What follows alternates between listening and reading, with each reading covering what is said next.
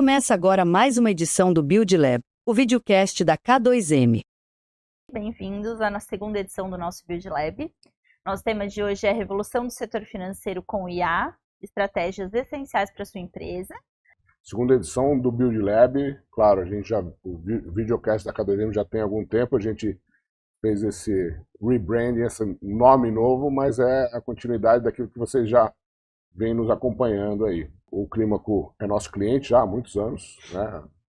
E queria que ele começasse falando um pouquinho da experiência dele no mercado financeiro e depois a gente falar um pouquinho também sobre a Fiserv. Bom, de novo, obrigado pelo convite aqui, pessoal. Eu trabalhei um bom tempo como técnico de campo, fazendo manutenção, na época em mainframes. Que legal.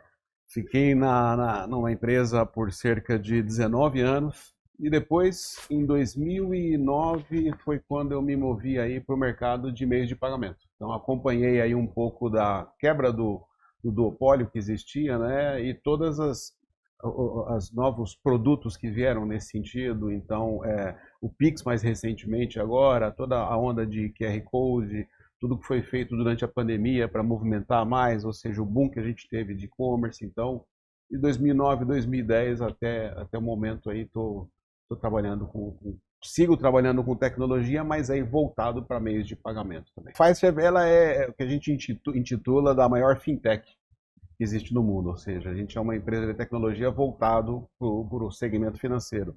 Hoje a Fiserv está presente em mais de 100 países, são cerca de 44 mil funcionários ao redor do mundo, é uma empresa que cresce muito por expansão, ou seja, com muita incorporação aqui mesmo no Brasil. Nós tivemos aí três incorporações, 3 aquisições, que foi a Software Express, a Skytef e a SLED. Mas é uma empresa que ela atende todo o segmento de meios de pagamento, ou seja, a gente tem hoje 3 verticais, tá? A vertical de core bancário, que é muito forte no mercado americano e na América Central, também é muito forte, ou seja, onde a Fiserv provê serviços e plataformas para bancos, ou seja, para todos os produtos de um banco, uma instituição financeira, desde do front-end até o core bancário e a retaguarda. Outra vertical é emissão de cartão, onde nós temos plataformas que fazem a controle e gestão de emissão de cartões, controle dos correntistas dos cartões. E tem uma outra vertical, a terceira vertical, que é uma vertical de varejo, que aí é onde eu estou mais inserido, principalmente no que diz respeito à parte de captura e roteamento de transações. Então, essa vertical de varejo, nós temos 2 unidades de negócio, uma que está voltada para processamento e adquirência, onde nós atendemos os clientes muito no aspecto de Lego que vocês trazem aqui também, ou seja, a gente tem soluções que se encaixam de acordo com a necessidade do cliente, tem uma caixa que é cliente da Fiserv e processa, a caixa é o balcão de vendas, a Fiserv faz toda a retaguarda, tem um Sicredi também, que é o balcão de vendas e toda a retaguarda, logística, processamento, liquidação, a Fiserv faz, e tem outros clientes que contratam produtos que podem ser desde uma autorização, só a retaguarda, só o e-commerce, mas voltado no processamento. E dentro dessa unidade de processamento tem uma adquirência própria, que é um serviço complementar que a Fiserv faz e oferece no Brasil para os clientes com a marca da BIM. A outra unidade, que é a unidade que ela foi formada com a aquisição da Software Express, cuja qual eu sou responsável, ela é uma unidade de negócio que está voltada para captura e roteamento de transações, ou seja, é uma unidade, como a gente diz, mais agnóstica, onde a gente oferece para o varejo uma solução de captura de transações, ou seja, o nosso core é fazer com que o varejo, a automação que leva o serviço para aquele varejo, ela se despreocupar com meios de pagamento. Tudo aquilo que está relacionado com pagamento de crédito, débito, Pix, QR Code, eu resolvo, a Fiserv resolve isso para o varejo e para a automação.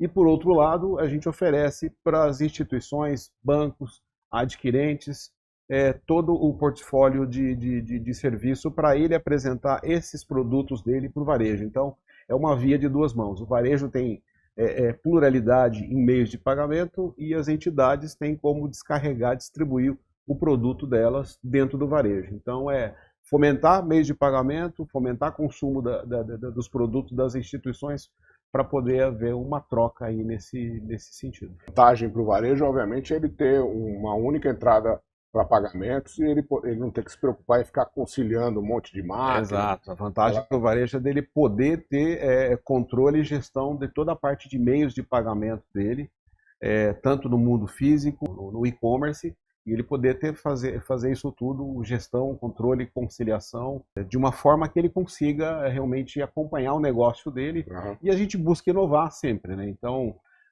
agora em dezembro de 2024, a Fiserv trouxe o Clover para o Brasil, já é um produto estabelecido no mercado americano, em parte da Europa.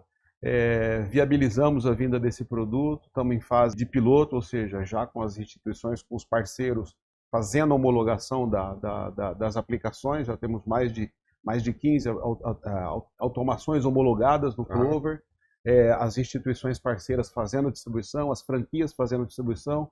O Clover ele é um ecossistema onde ele visa trazer para o varejo lá na ponta homogeneização, gestão dos serviços financeiros dele, sem ele perder o que ele tem já de meios de pagamento e de automatização da frente de caixa dele.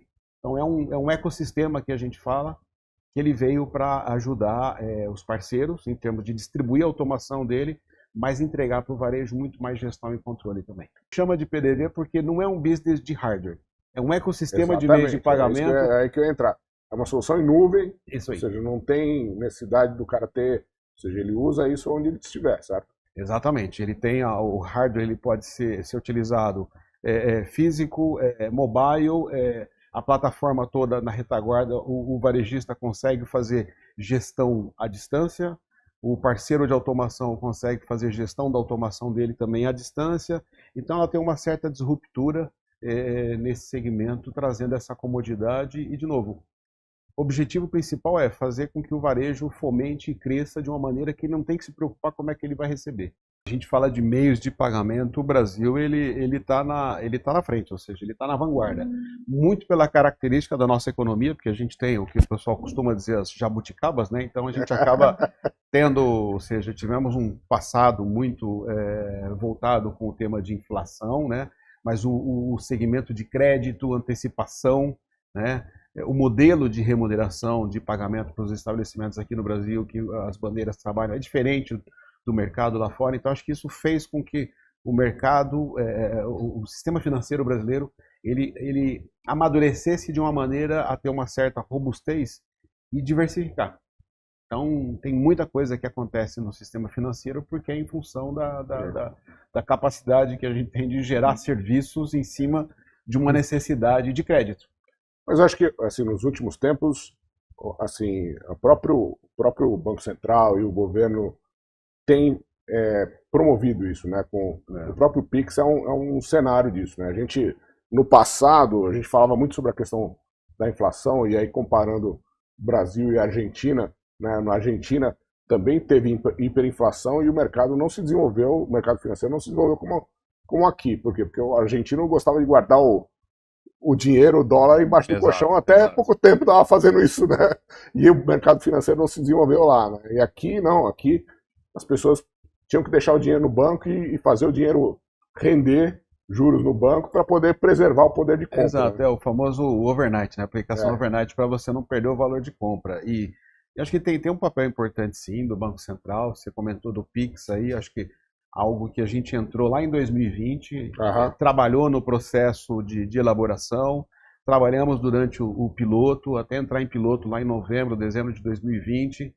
Nós fomentamos várias instituições, hoje a Fiserv tem quase 30 PSPs conectados, então a gente oferece como serviço... Traduz para o pessoal PSP aí. PSP é o provedor de pagamento instantâneo, ou seja, é uma instituição financeira que habilita processamento de transação, ou seja, pagamento e recebimento de transação. O varejo decide quem é o fornecedor dele, quem é o adquirente dele, e o nosso core, ou seja, na Fiserv, na unidade da Software Express, é prover para o varejo pluralidade, ou seja, ele vai trabalhar com quem ele quiser, da forma que ele quiser, mas garantindo que ele tem todas as opções de meio de pagamento e todas as opções de produtos disponíveis. E no Pix foi justamente isso, a gente cresceu, o volume do Pix ele cresce, ele duplica ano a ano, ou seja, 2024, 2023 nós processamos cerca de 7 bilhões de transações de Pix. 2023, 2024 foram 15 bilhões. E esse ano, pelo caminhar aí, a gente vai estar com de 30 para cima. Então, é um volume significativo de transações, entrando Pix por aproximação, deve entrar na agenda logo o Pix automático, né, o Pix parcelado. Então, e mesmo não tendo regulamentado pelo banco, ou seja, instituições já provêm aí um Pix parcelado de uma forma... Pix programado, né? Pix O famoso Pix programado. programado. Então, assim, o pessoal já vai se antecipando, porque é um produto que veio, caiu no gosto do público, tem segmentos de varejo que tem mais de 20% de pagamento já em Pix, tem uma penetração muito boa. Se você vai para postos de combustível, é cerca de 25%, se você vai para supermercados, é 18%. Então tem uma penetração muito, muito, muito grande, muito relevante. Eu lembro que quando eu comecei a trabalhar em banco, a gente falava em 30 milhões de bancarizáveis no Brasil. Comparativamente, né, assim, isso olhando para o mercado, o Pix e o mercado de cartões, isso teve alguma, de alguma forma afetou, né? Teve, acho que assim, teve muita evolução. A entrada, a própria Fiserv, antiga First Data, veio para o mercado brasileiro, vislumbrando efetivamente essa abertura do mercado, né? E de lá para cá, o número de processadores, de adquirentes, ele cresceu exponencialmente. Tem muita oportunidade, tem muita fintech. Era um mercado monopolizado, né? Era um mercado mais reduzido, com menos players. Hoje você tem o adquirente, você tem o subadquirente, você tem o facilitador de pagamento, você tem empresas de nicho que atuam com segmentos, com aplicações de nicho e acabam trazendo para dentro da aplicação deles o mês de pagamento para facilitar a vida do estabelecimento.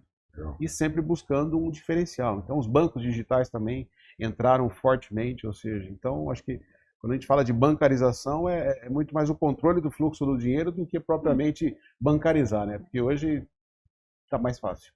Mas o que eu quero dizer é que qualquer um, o cara usar o Pix, ele precisa ter uma conta corrente, né? Então, Aí hoje, para você abrir uma conta corrente, você não precisa ir ao banco, né? E acho que entram os bancos digitais, né? Em 3 minutos, sabe, uma conta corrente pelo celular. Exatamente. Sendo maior de idade, menor de idade, né? Você já consegue abrir contas para... Meu filho tem 2 anos, já tem uma conta. Eu abri com o celular. Então, consegue abrir conta muito fácil hoje, né? Facilitou basta muito. Ter um CPF. A gente já nasce com CPF agora, né? Exatamente. Você sai da maternidade com já com CPF. O processo, que é muito importante, de compliance, regulatório, do Know Your Customer, ou seja, de você conhecer o teu cliente lá na ponta, mas eu acho que com o evento da pandemia acelerou muito a digitalização disso tudo. É bom, porque facilita a vida, diminui o atrito com o estabelecimento, com o cliente final lá na ponta, mas requer um pouco mais de controle, mas acaba até trazendo mais dados, mais insumos, mais informação, que você pode cruzar a informação para poder cross-sellar, oferecer produtos, serviços e tudo mais. Então, cada vez mais o dado se transforma num potencial enorme para a tomada de decisão. O que você enxerga hoje nesse mercado, olhando para o setor financeiro e tal, de uso da inteligência artificial? Como é que isso está acontecendo? O mercado, ou seja, o segmento financeiro, acho que ele é um dos maiores fomentadores de uso de inteligência artificial, até porque se você retroagir aí, quando a gente não usava a expressão de inteligência artificial, né? Você tinha o machine learning, né? Então, tudo aquilo que está calcado em regra de escoragem, risco, fornecimento de crédito, cross-sellar, ou seja, você cruzar ofertas para determinados níveis de cliente em função de investimentos. Então, acho que o segmento financeiro tem muito disso, tem um histórico muito forte, muito pujante nesse sentido, sempre trabalhou, sempre teve muitos dados, né? Acho que à medida que isso foi enriquecendo, foi fomentando. E à medida que a gente vai trazendo isso para os dias de hoje, com as plataformas, com as soluções que acabam surgindo, você acaba trazendo isso para um ambiente menos tecnológico e mais de usuário. Então você tem usuários que utilizam ferramentas de inteligência artificial com base de dados menores, mais restritas, para poder fomentar e gerar alguma oferta. Mas a instituição financeira, pela volumetria, para oferecer serviço, sem tecnologia é impraticável. Olhando o ser humano, né, desde a idade da pedra, ou seja, a gente procura sempre evoluir. Então, ano atrás de ano, trimestre atrás de trimestre, você tem que buscar eficiência para entregar mais, rentabilizar mais e ter uma eficiência melhor. Então, a gente saiu lá lá da Idade da Pedra, criando a roda, o fogo, revolução industrial, a ciência, a computação, ou seja, agora a gente tem inteligência artificial, cada vez mais buscando essa eficiência em cima de um resultado, de uma melhoria de qualidade, de um benefício de saúde também, ou seja, a gente fala muito de tecnologia, mas a amplitude disso não dá para você medir.